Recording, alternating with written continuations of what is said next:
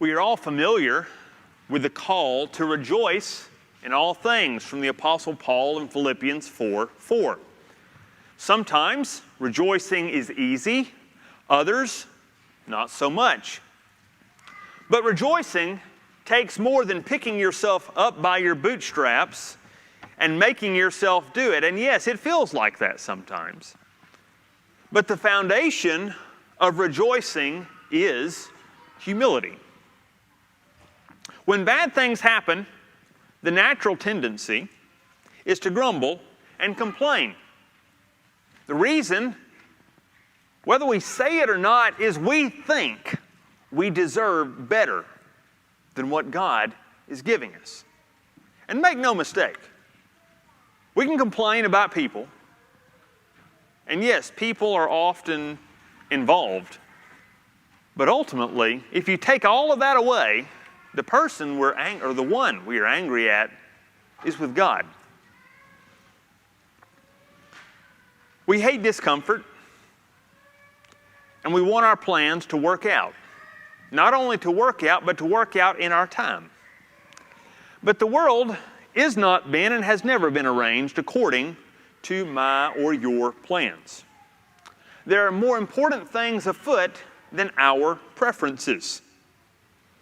Hard situations force us to look at things differently. We can choose to remain as we are, which then will lead to bitterness. And that bitterness manifests itself in any number of things. It can be overt anger, but it can also be whining, sourness, and cynicism. Or we can submit to God in humility. Think about Jesus. When he was going to the cross, he could have blamed any number of people for his impending death.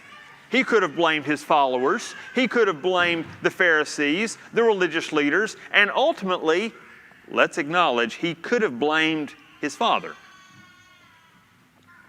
But instead, he yielded to the Father. When we humble ourselves under God's mighty hand and receive whatever He sends, we yield our will to Him. We say with Christ, "Not my will, but yours be done." If you are proud, then, if you discover your pride as you're facing something that you don't like,